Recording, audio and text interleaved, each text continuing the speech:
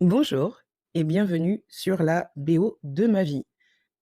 Comme d'habitude, c'est avec beaucoup de joie que je vous retrouve pour l'épisode de cette semaine et comme promis, nous avons une thématique, alors vraiment pas déprimante finalement, même si on va parler de sujets qui peuvent être liés à la dépression, mais je vous l'avais promis aujourd'hui avec notre thématique Dr. Beat, inspirée de la chanson de Gloria Estefan et son groupe Miami Sound Machine, d'ailleurs dont faisait partie son mari, Émile Estefan.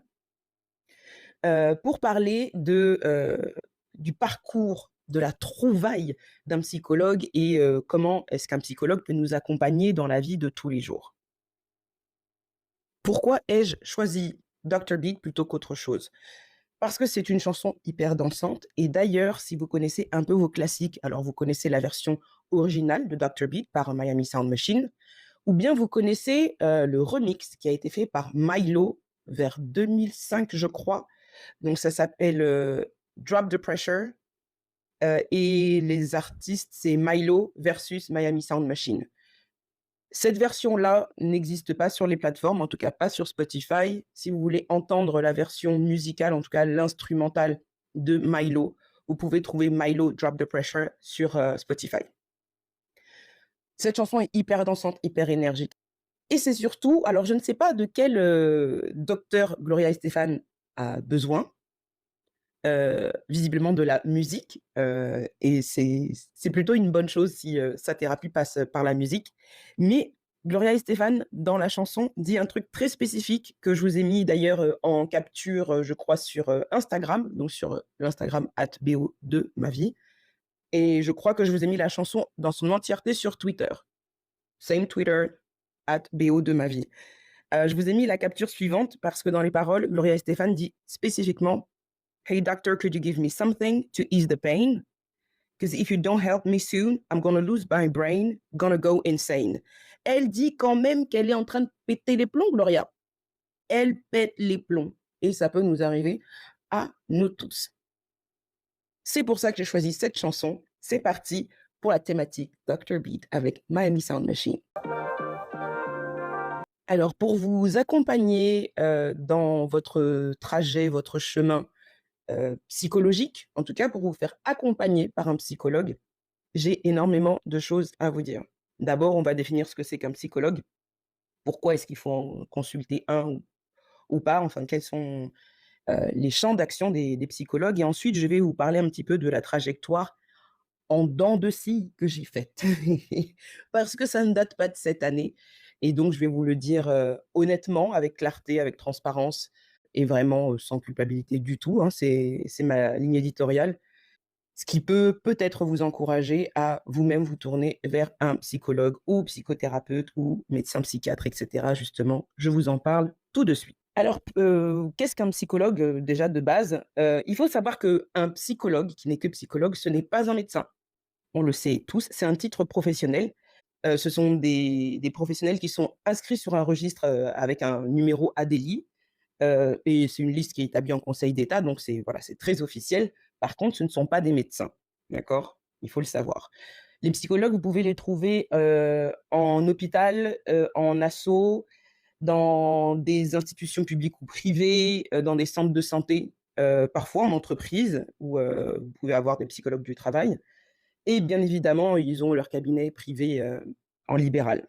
Donc le psychologue, vous pouvez le trouver un petit peu partout et il faut savoir qu'un psychologue, donc les séances avec, c'est souvent entouré de préjugés. Alors déjà, préjugés, stigmatisation chez les plus jeunes apparemment, mais personnellement, je vais vous le dire, pour ma part, c'est aussi dans la communauté noire.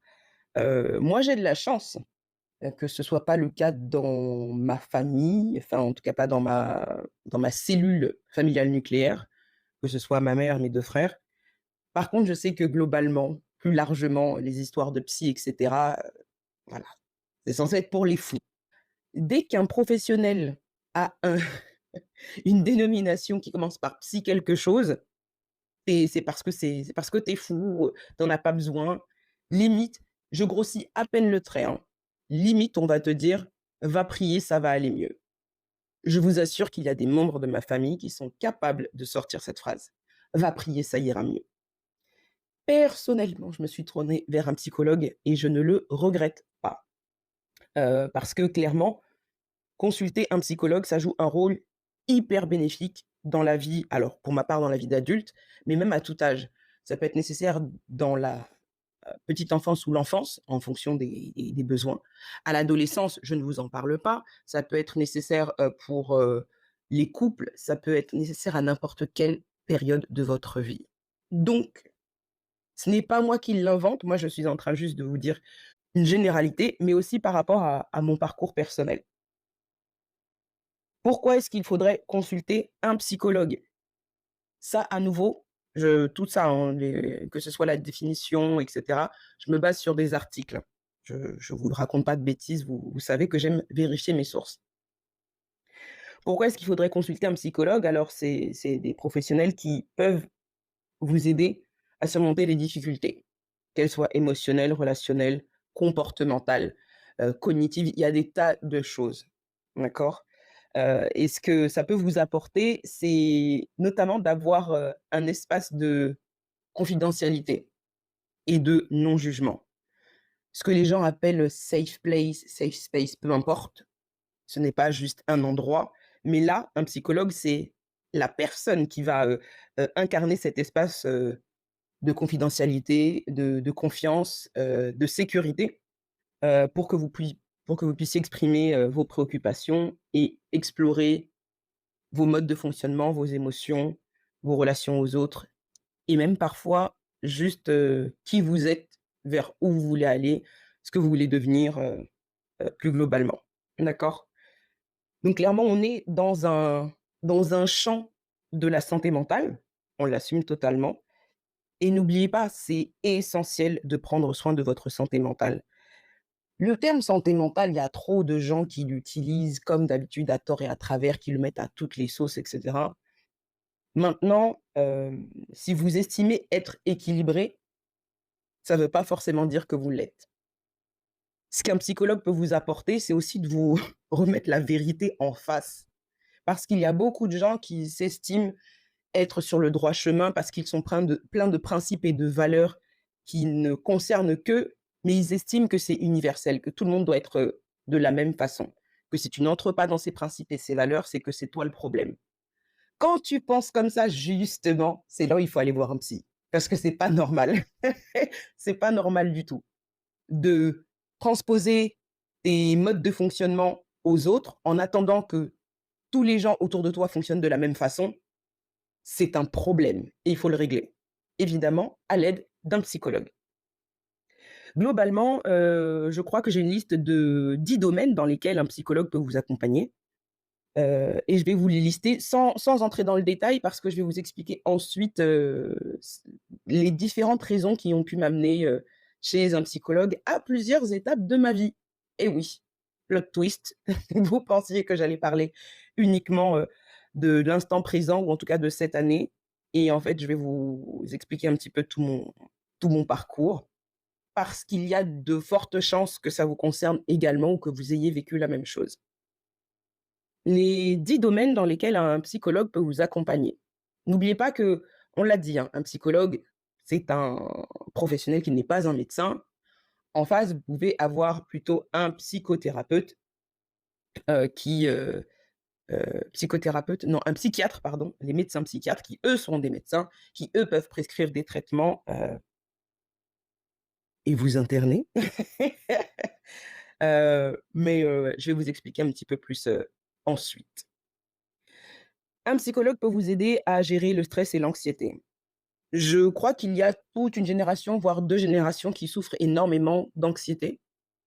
Anxiété quand il s'agit de démarrer quelque chose, de changer quelque chose ou tout simplement l'anxiété sociale. La moindre interaction sociale vous fout de l'anxiété, un psychologue peut être en mesure de vous aider.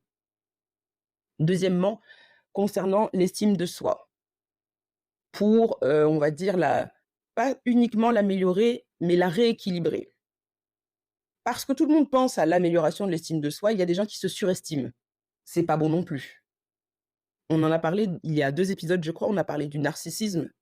Quand on se surestime soi-même, quand on a une trop forte estime de soi, c'est hyper déséquilibré, on tombe presque dans le narcissisme et ça aussi, il faut le régler. Donc un psychologue peut vous aider sur ce domaine-là. 3e point, oh là là, ce terme, il me fout la gerbe, mais on va en parler quand même. C'est pour assumer et se mettre en face des traumatismes passés. Je vous l'ai dit la dernière fois, je crois, je ne supporte plus ce terme mis à toutes les sauces, trauma, trauma, trauma. Il y en a des vrais, d'accord? On va dire les blessures du passé, voilà. Un psychologue peut clairement vous aider dans ce domaine, je vais y revenir après. Tout ce qui concerne les troubles émotionnels. Troubles émotionnels, ça peut être des tas de choses, notamment la dépendance affective, hem, l'hyperémotivité, l'hypoémotivité, enfin, tout ce qui va concerner, même votre, intelligence émotionnelle. À nouveau, beaucoup de gens ne savent pas ce que c'est, mais je vous l'ai déjà expliqué, je crois. Donc votre conscience de soi et la conscience des autres, ainsi que comment, gérer l'interaction entre les 2, enfin, soi-même et les autres. Un psy peut vous aider.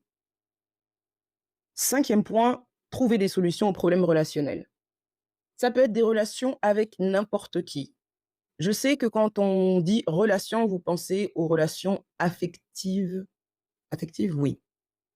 Mais ça peut être avec vos frères et sœurs, ça peut être avec vos parents, ça peut être avec vos amis, ça peut être avec les collègues et dès qu'il y a un problème, relationnel, vous pouvez en parler, avec un psy. Parce que la manière dont vous agissez dans vos relations de tous les domaines, souvent ça relève d'un schéma que vous allez répéter. Ce schéma, quand il est incorrect ou quand il vous nuit, en tout cas, c'est là où un psychologue peut vous accompagner pour alors ne c'est pas désapprendre, parce qu'on ne peut pas désapprendre quelque chose que vous savez faire, vous pouvez pas l'oublier. Mais c'est plutôt pour apprendre un nouveau mode de fonctionnement qui va supplanter, donc remplacer, pour ceux qui ne savent pas ce que c'est, qui va remplacer le mode de fonctionnement précédent. Vous n'allez pas désapprendre, vous allez apprendre un nouveau mode de fonctionnement qui va tellement mieux vous convenir qu'il va remplacer le mode de fonctionnement précédent. 6e point, un psy peut vous accompagner dans les transitions de vie. Que ce soit un déménagement, que ce soit un changement de boulot, que ce soit, passer d'entrepreneur à salarié ou inversement, que ce soit une reconversion professionnelle, que ce soit un deuil. Vraiment, s'il y a une transition de vie qui est hyper douloureuse, on peut parler totalement des deuils. Donc, un psychologue peut vous aider dessus, qu'importe le type de deuil, parce qu'on ne les gère pas tous de la même façon et on ne les gère pas de la même manière en fonction de la personne dont on fait le deuil. Donc, ou en tout cas de l'étape de sa vie dont on fait le deuil. 7e point, un psychologue peut vous aider à traiter les troubles du comportement. Mmh. Comme je le disais tout à l'heure, beaucoup de personnes ont tendance à penser que c'est toujours les autres le problème. Quand quelque chose se répète incessamment, ça ne s'arrête pas. On ne peut pas dire que le problème ne vienne que des autres. En tant que personne, on a forcément une, responsabilité. Il y a forcément une attitude, un comportement que l'on répète en permanence et qui génère un problème, un souci. Et ces troubles du comportement, peuvent être, gérés. Donc là, on part dans la relation aux autres, mais il y a d'autres domaines, hem, que ce soit des tics, des TOC. Ça peut être énormément de choses. Personnellement, pour tout ce qui est tic et toc et que ce soit, par exemple, le syndrome, Gilles de la Tourette ou bon, Gilles de la Tourette, ça vous paraît drôle comme ça, mais franchement, si je sortais des termes ou des injures en permanence, je pense pas que je trouverais ça drôle et même, tout ce qui va être, trouble du comportement alimentaire, tout ce qui va, heu, tendre vers, les pensées, d'autoflagellation, donc de se faire du mal à soi-même, voire plus, je ne dirai pas le terme, mais on s'est tous compris. Vous pouvez et vous devez, je vous le conseille, aller voir un psychologue si ce n'est pas un médecin psychiatre, pour traiter ces questions. Vous pouvez développer vos compétences personnelles à l'aide d'un psychologue. Compétences personnelles ou en tout cas interpersonnelles, vous n'allez pas devenir un super-héros grâce à un psychologue, mais comme je le disais tout à l'heure, le fait de découvrir, de mettre en pratique, de nouveaux modes de fonctionnement vont faire de vous une meilleure personne. Meilleure personne pour vous, on en a déjà parlé, pas pour les autres. Le La démarche là, c'est de mieux se sentir avec soi-même. Point numéro 9, ça peut vous aider, quand vous voyez un psy, à améliorer vos performances scolaires ou au travail. Notamment quand il y a des problèmes de dysfonctionnement cognitif, dysfonctionnement, heu, que certains connaissent sous des termes de dyscalculie, dyspraxie, je crois qu'est-ce qu'il y a d'autre? Dyspraxie, dyscalculie, dyslexie, ça peut être, le bégaiement, ça peut être les troubles de la concentration. Enfin bref, le fait d'en parler avec un professionnel qui sait dont il parle, peut vous aider à soit surmonter ces problématiques. Alors, souvent, il faudra l'intervention à nouveau d'un médecin psychiatre pour certains points, s'il s'agit de traitements ou de préconisations médicales, par exemple pour les personnes qui souffrent de dyscalculie, de dyspraxie. Ils peuvent bénéficier pour, leurs examens d'un tiers-temps, thérapeutique. Ça, tiers-temps thérapeutique, par exemple, ils ont un temps supplémentaire si besoin pour leurs examens. Mais quand on est, voilà, dans le trouble de la concentration, c'est vraiment, pour, avoir une boîte à outils qui permet de surmonter, les effets de ces troubles qui peuvent avoir un impact sur votre performance. Et dernièrement, le plus important, le plus capital, c'est de se sentir compris et soutenu. Un psychologue, c'est sa raison d'être numéro un, vous comprendre et vous soutenir. Ça ne veut pas dire vous donner raison en permanence et ça, il faut que vous soyez prêt à l'entendre. Un psychologue ne vous donnera pas raison en permanence. C'est pas son but et c'est pas le but.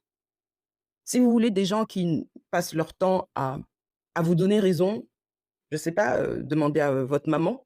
Souvent les mamans ont du mal à vous dire quand vous déconnez, surtout quand on est adulte ou bien quand vous êtes, heu, quelqu'un qui boude dès qu'on va pas dans son sens.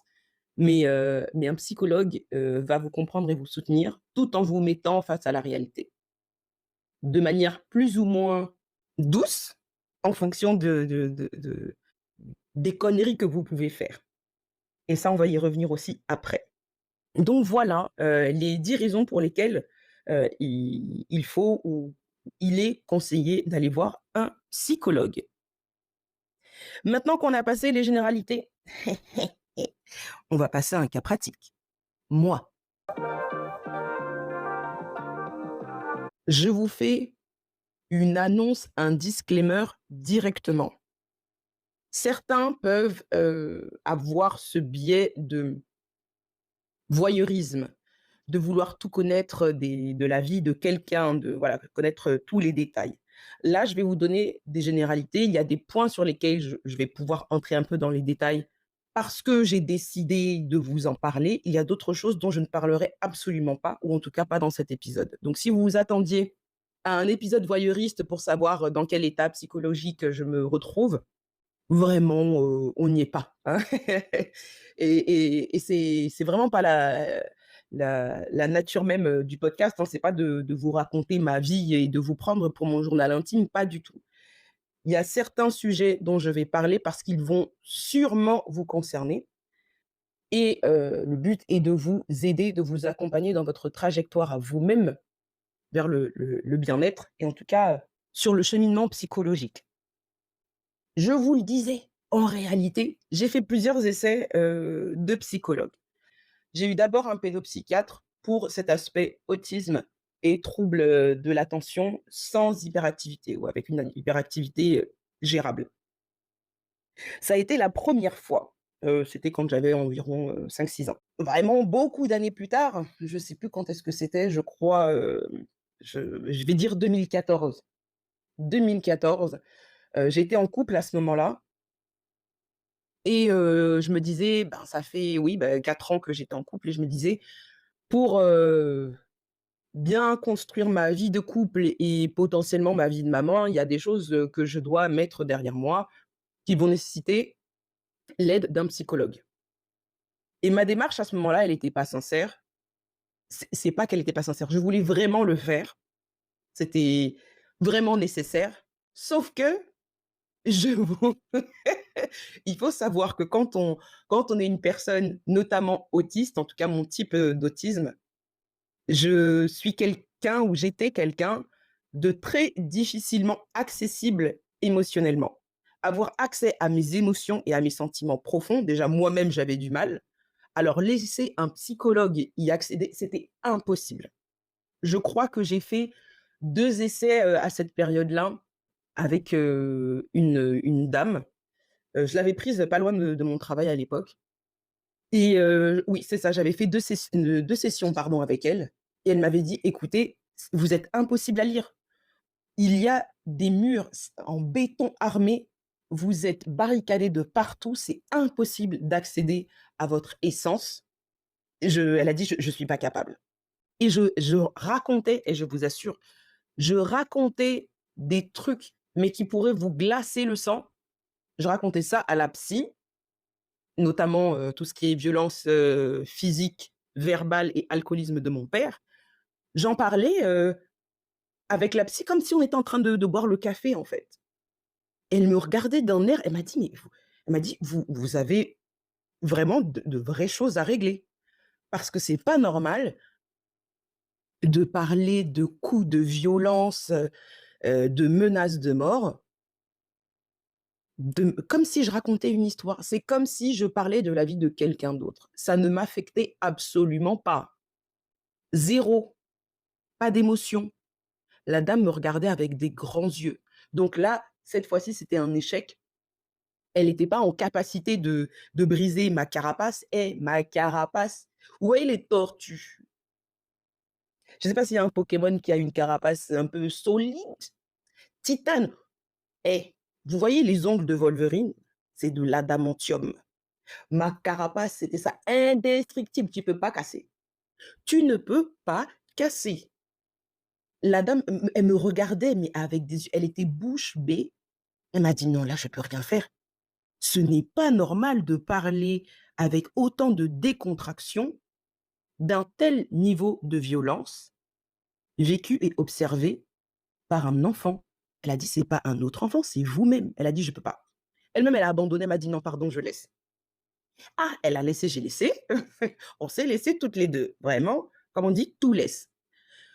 Je suis passée à autre chose, donc depuis après, à partir de 2014, j'ai plus eu grand chose. Ah! Alors du coup, je pense que je vous l'avais dit, en 2018, après la perte de mon enfant, là, j'ai refait appel à un psy, et même à un groupe de parole en réalité, parce que j'avais trop de choses à gérer.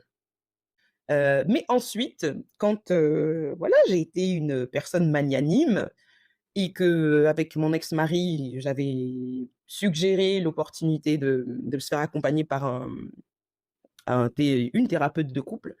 On a fait, je crois, 2 séances avec elle. C'était de la merde.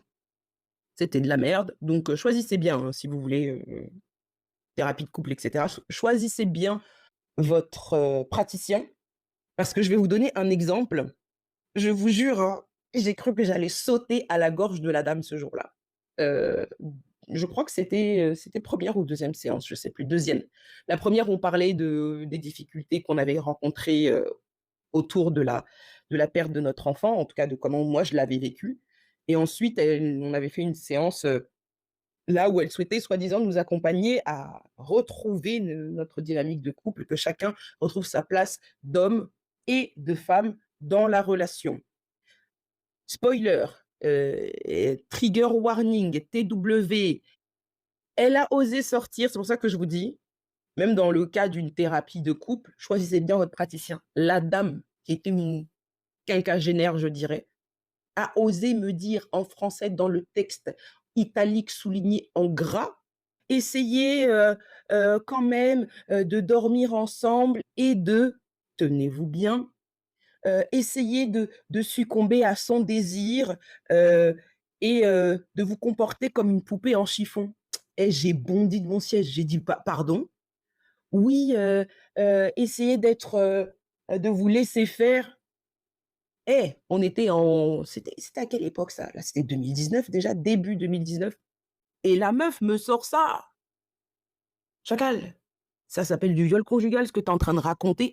J'ai juré sur la vie de ma mère de plus jamais, plus jamais. D'ailleurs, maintenant, je suis en train de penser, je vais essayer de retrouver, le nom de cette praticienne, parce qu'à l'époque, j'avais pas du tout l'énergie de mettre des avis Google et cetera. Je vais la retrouver parce que évidemment, c'est moi qui l'avais trouvée, je crois et qui l'avais contactée.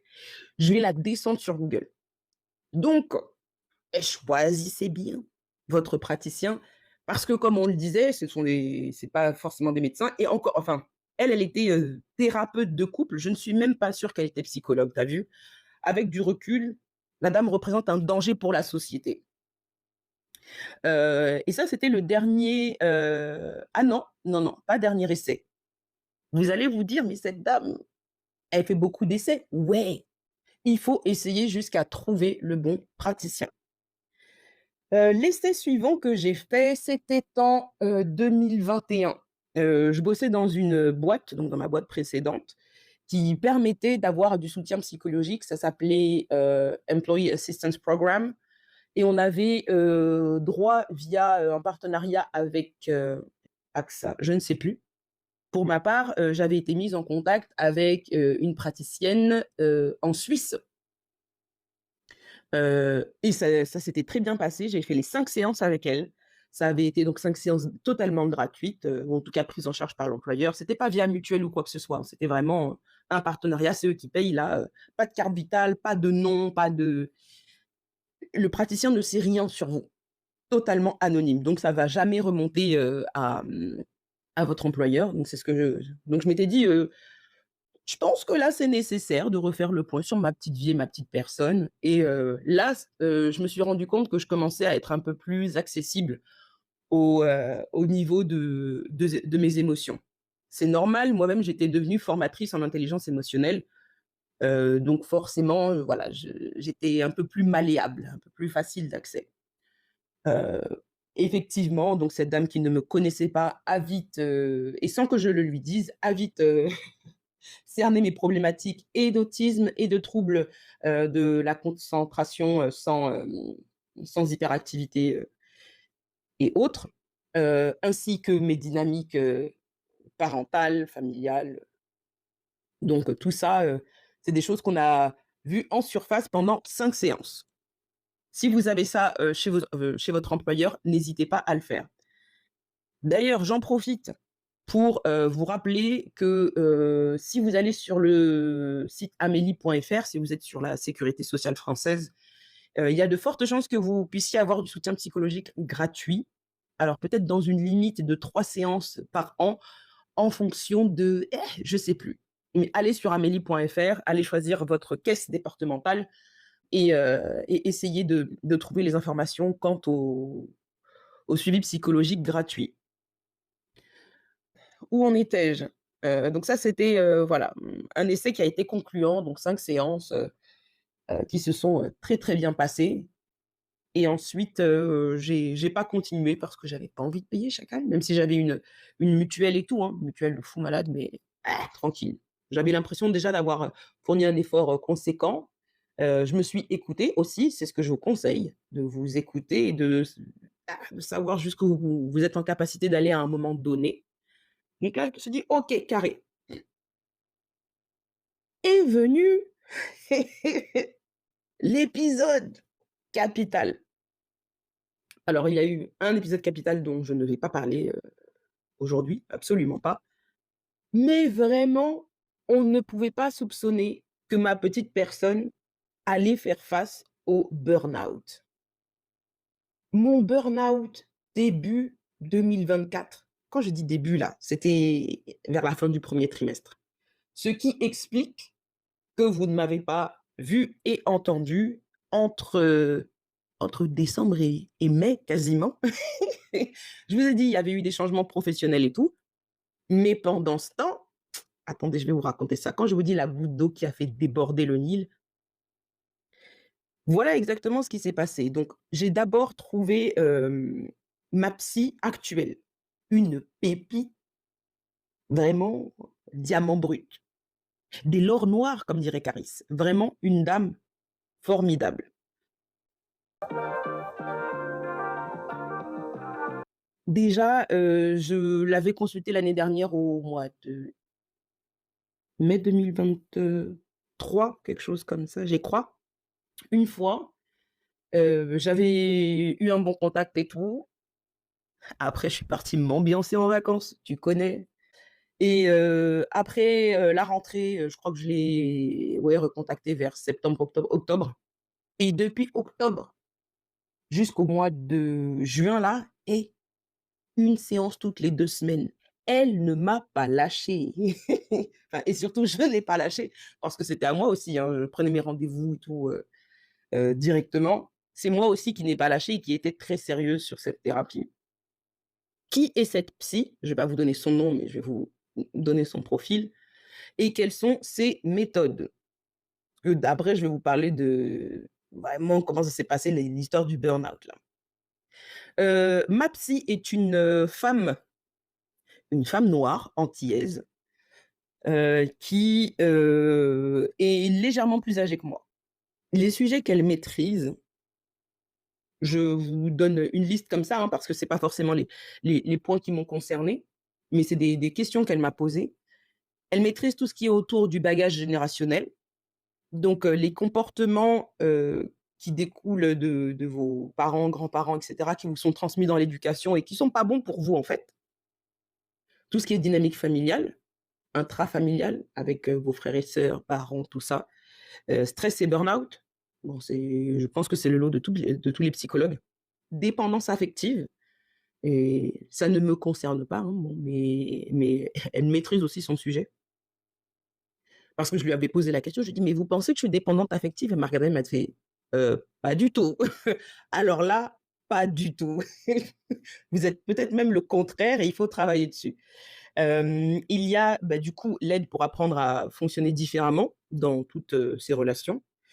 Tout ce qui est abus et agressions de toutes sortes, vraiment, que peu importe qui vous est tabassé ou pire, enfin bon, voilà. Et les pathologies cognitives, comme je vous le disais, dans mon cas, il y a autisme et troubles de la concentration. Donc pour tout ça, elle est totalement en capacité d'accompagner les gens. Je l'ai choisie, pourquoi? Parce que c'est une dame qui me ressemble et qui allait me comprendre.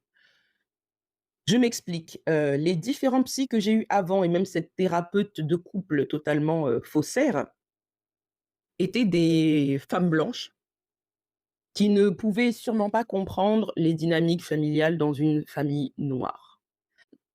Que vous le veuilliez, que vous le vouliez, ah bref. Quoi qu'il arrive, globalement, une famille noire ne fonctionne pas comme une famille blanche ou une famille asiatique ou une famille, maghrébine. Donc pour comprendre comment ça se passe dans l'éducation, ou dans les fonctionnements dans une famille noire, il y a personne de mieux placé qu'une autre personne noire pour vous comprendre. Là, je l'ai compris, hein, parce que je vous ai dit, j'ai fait plusieurs essais de psy et là, elle, c'est parce qu'elle me ressemblait et je savais qu'elle allait comprendre ce que j'allais lui raconter et qu'elle allait être en mesure de me conseiller derrière. Donc c'est pour ça que je l'ai choisie. Au niveau de ses méthodes, elle pose beaucoup de questions et surtout quand elle met le doigt sur un sujet épineux, elle le garde de côté et elle ne te le dit pas sur le champ. Elle essaye de voir à quel moment tu vas y venir toi-même et comment tu vas aborder le sujet. Si tu n'y viens pas, elle va préparer pour une séance ou bien elle va te dire, en fin de séance: «OK, la prochaine fois, j'aimerais qu'on parle de ça. Réfléchissez à, tel, tel, tel point. Notez ça, ça, ça et on en parle la prochaine fois». Donc, c'est vraiment aussi une méthodologie d'exercice. Elle va dire: «OK, essayez ça, ça, ça, ça, ça». Moi, je suis une go qui prend des notes en plus. Donc, je prenais des notes, je posais des questions pour, être sûre que j'avais bien compris et heu et je partais avec ma petite boîte à outils et je mettais en pratique. Chose que j'allais dire que je continue à faire, pas exactement et je vais vous dire, pourquoi. Donc c'est pour ça que je l'ai choisie et ce sont ses méthodes. Ce qui est génial avec elle, c'est qu'en fait, elle est même pas à 5 kilomètres de moi. On est dans le même département. Vraiment, je crois qu'elle est à 5 minutes, mais elle ne fait que du Doctolib et que de la visio. Ce qui me permet, que je sois en vacances, que je sois au taf, télétravail, machin, elle ne fait que de la, téléconsultation. Ce n'est que en visio. Donc, simple et efficace. Tu as ton application Doctolib et ta séance est programmée, tu fais ce que tu veux. Heu, la première fois, elle m'avait laissé le choix de la recontacter et je vous ai dit, j'avais fait la séance au mois de mai, je l'ai rappelée en octobre et quand elle m'a attrapé en octobre, directement: «C'est quand votre prochaine disponibilité?» «Dans 2 semaines». Tac et à chaque séance après: «OK, ça vous va tel jour? OK, l'heure, toujours la même chose? OK». Tac et elle te fout le rendez-vous directement sur Doctolib. Ça veut dire que si tu annules, c'est ton dos, mais elle ne lâche pas. Ce qui te pousse, toi, à ne pas lâcher. Donc vraiment cette dame, ma pépite, ma pépite. Je reviens sur, le burn-out et la raison pour laquelle, ça a ouvert quand même des portes. Il y a un truc qui s'est passé, en tout cas au mois de et février-mars là-bas là. Ce qui s'est passé, bref, j'avais beaucoup de travail, c'est tout ce que je peux dire. J'avais beaucoup de travail.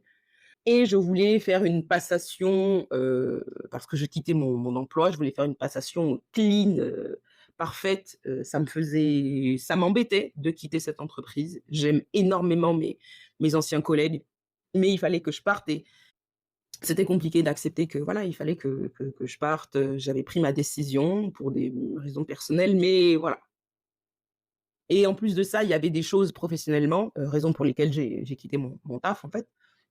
Il y avait des choses professionnelles qui ne me ressemblaient plus, au niveau de mes valeurs.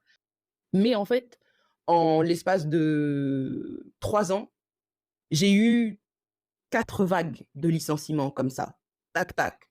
Je suis là en train de travailler sur et de comment est-ce qu'on dit? D'être, un maître Jedi du comment faire partir la personne le plus rapidement, le plus efficacement, sans se faire choper par l'inspection du travail.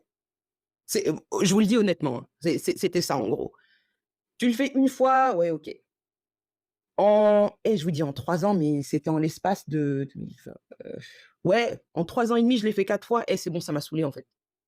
Je vous l'ai dit, je suis quelqu'un de profondément de gauche. Séparer quelqu'un de son emploi, c'était devenu insupportable pour moi et je me suis rendu compte que j'étais en burn-out en fait. Donc j'en ai parlé avec ma psy. Je ne sais plus pour quelle raison, je suis allée chez ah oui, il me fallait un nouveau médecin généraliste. Mon ancien g mon ancienne médecin généraliste, elle était dans le 9-1, j'avais la flemme d'aller jusque là-bas et en fait, j'ai une pathologie cardiaque qui fait que je dois avoir un traitement qui est renouvelé tous les 6 mois et j'avais la flemme, en fait. Donc j'ai cherché et j'ai trouvé un médecin généraliste, disponibilité immédiate et tout. Je sais plus si j'ai trouvé sur ouais, si, sur Doctolib, tu connais, je fais que ça. J'y vais et là où je me suis rendu compte que, vraiment le problème est profond, c'est que, j'avais abordé une thématique spécifique avec, la psy, le lundi. Quand je vous dis que le jour de cette séance, j'avais pleuré.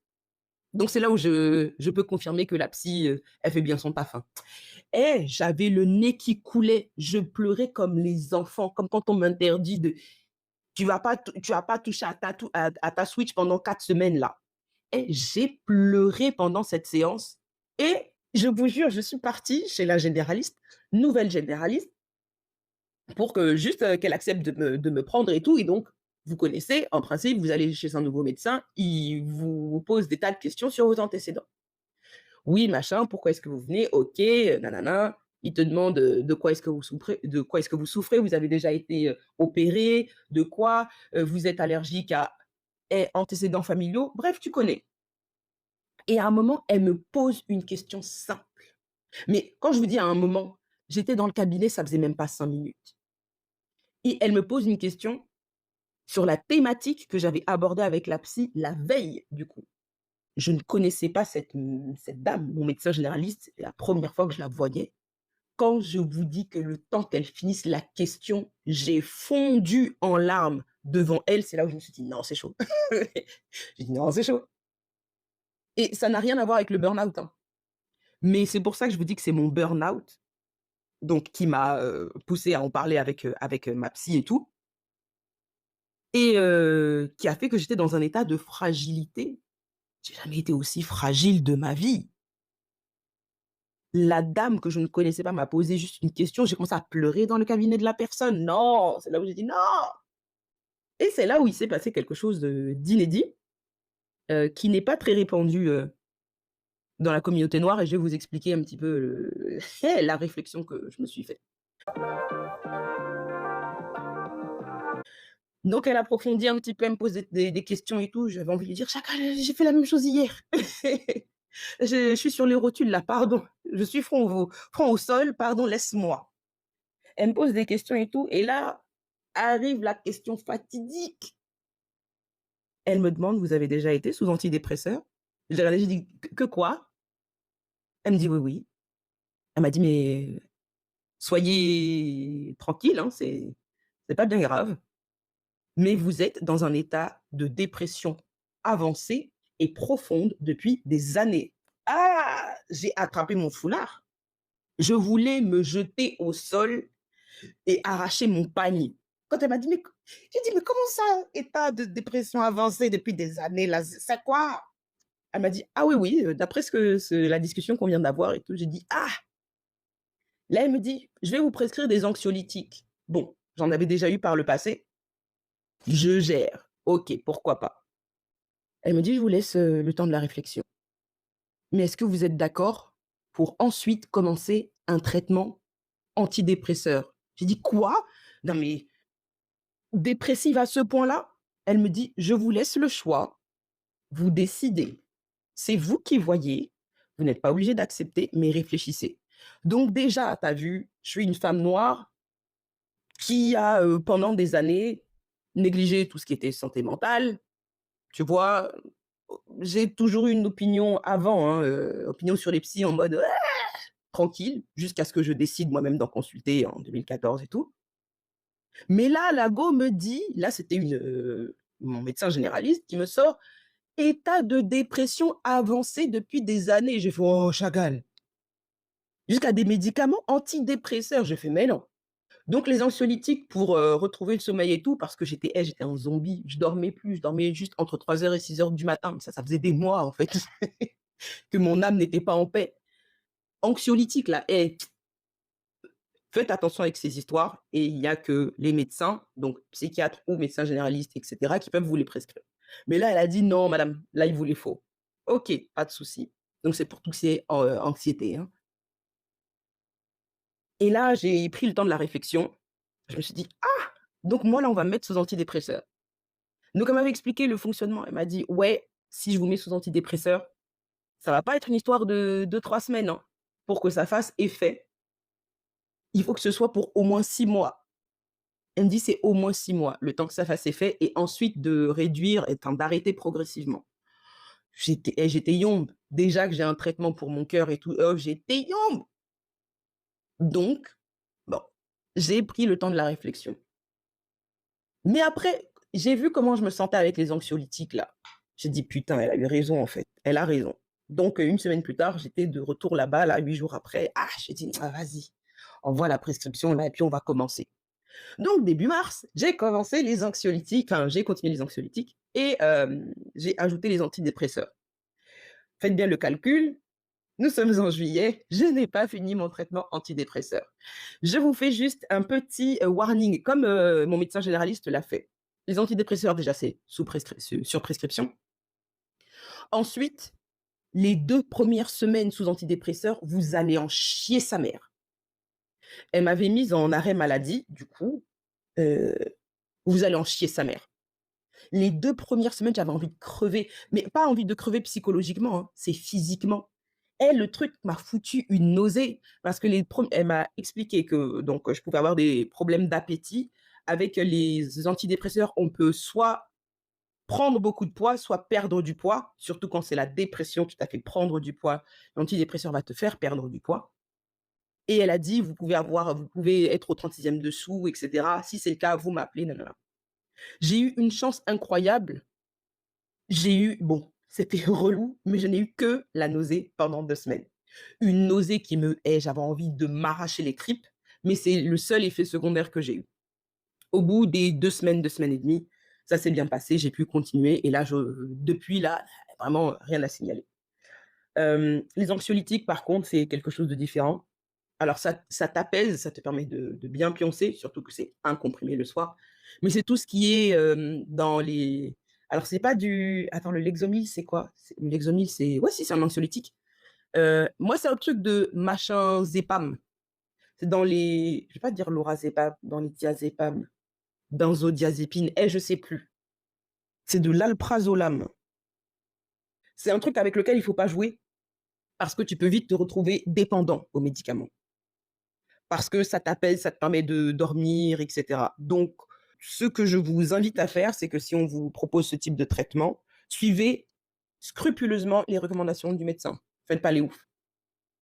Parce que quand tu commences avec ces trucs et que tu tombes dedans, tu ne peux pas décrocher tout seul.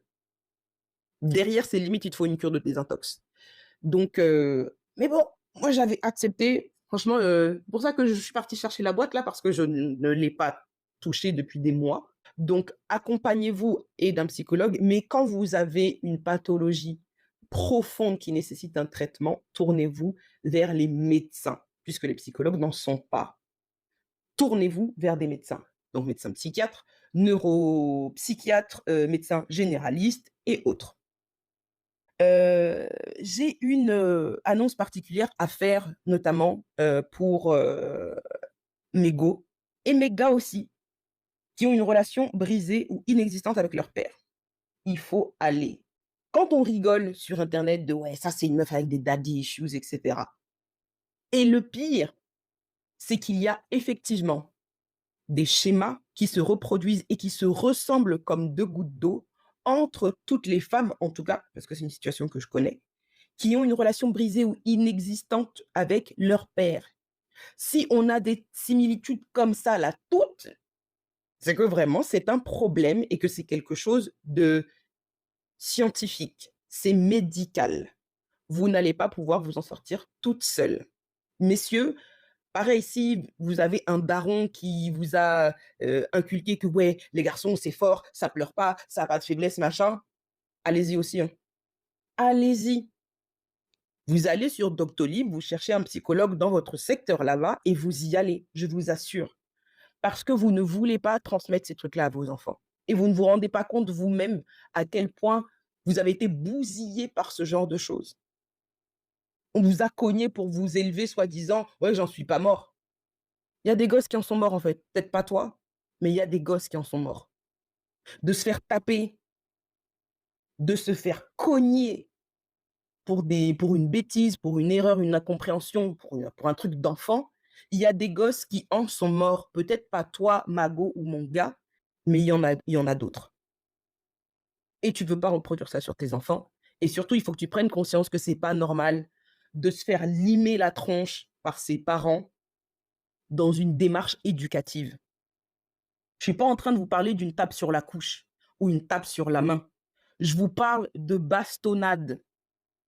C'est pas normal de bastonner son enfant. Apprenez à parler d'abord. Apprenez à parler d'abord. Et justement, un psychologue va vous aider à comprendre que vos parents auraient dû vous parler au lieu de vous taper, et ils vont ensuite vous apprendre à vous-même parler avant de sortir les poings. Là, je parle, voilà, c'est pour les enfants. Pour nos compagnons, on tape pas nos compagnons non plus. D'accord? Les psys peuvent vous aider pour ça. Par contre, si c'est pour taper les racistes, vous avez, vraiment carte blanche. C'est feu vert, allez-y. Donc n'hésitez pas, trêve de plaisanterie, hein, n'hésitez pas à aller voir le psy quand il y a, ces dynamiques, parents-enfants, notamment quand vous êtes des adultes qui s'apprêtent à peut-être à fonder une famille ou même pour vous-même, hein, à la base. Dans votre relation à vous-même, avec les autres, avec vos enfants, vos compagnons et tout, n'hésitez pas à aller voir le psy, je vous assure.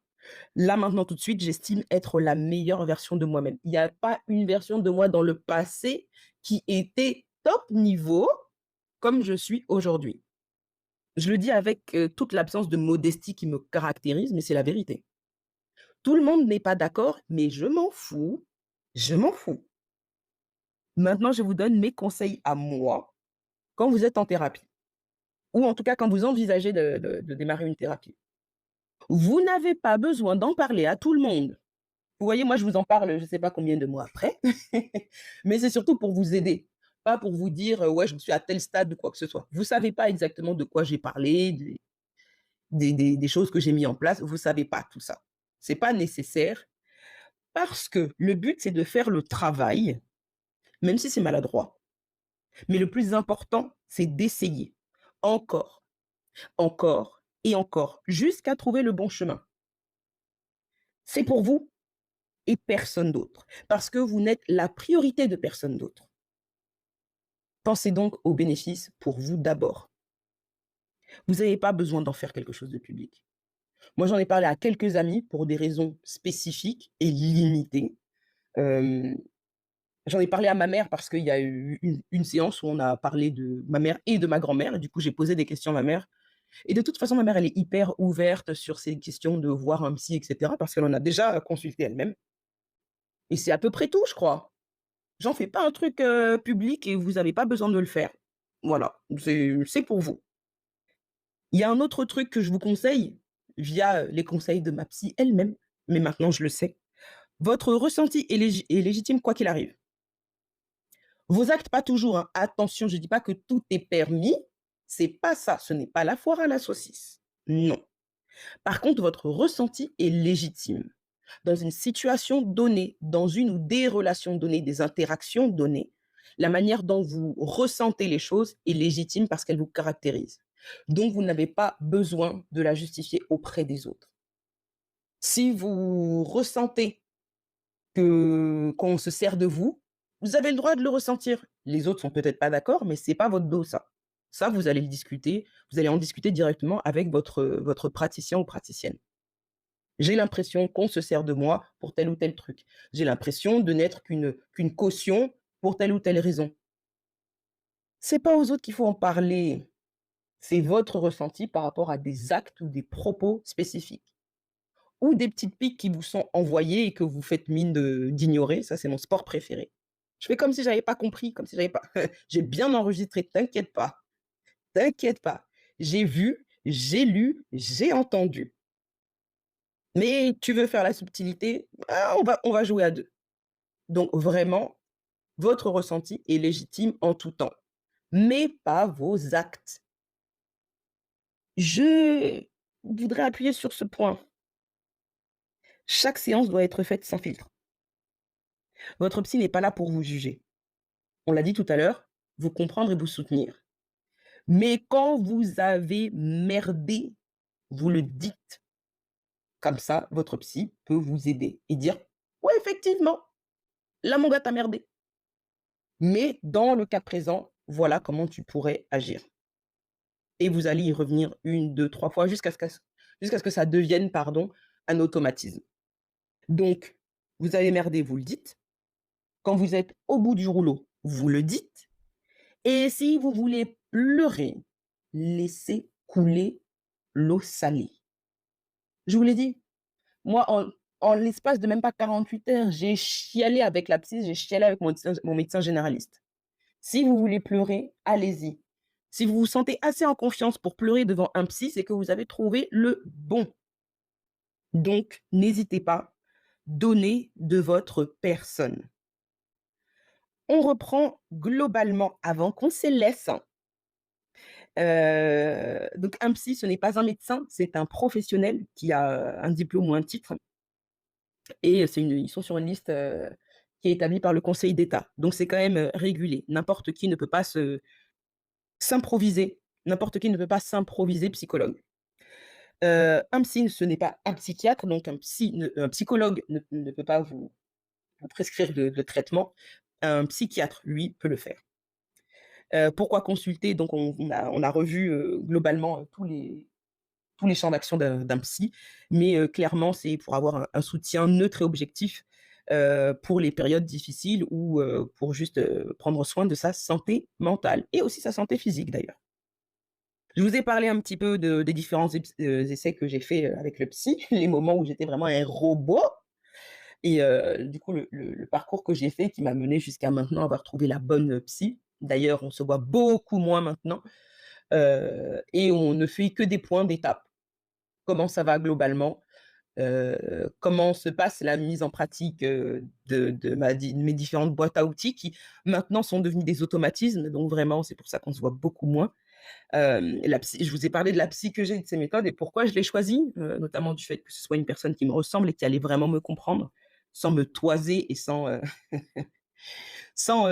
avoir de complexe de supériorité et vraiment, à nouveau, je vous invite à le faire. Je vous invite à vous poser, à faire, le panorama de ce qui va et de ce qui ne va pas, ce sur quoi vous avez de l'aide et peut-être que vous allez vous rendre compte qu'il y a quelque chose qui ne va pas.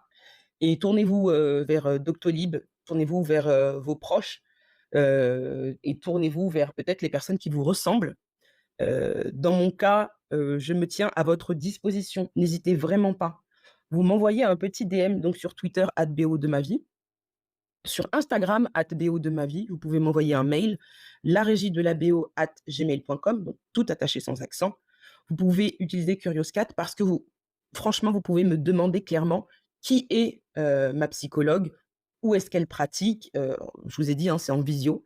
Si c'est quelque chose qui peut vous intéresser parce que vous êtes quelqu'un qui me ressemble et que vous avez besoin de quelqu'un qui va vous comprendre, n'hésitez pas, ma porte est grande ouverte parce que je suis un témoignage vivant des bénéfices d'avoir un psychologue.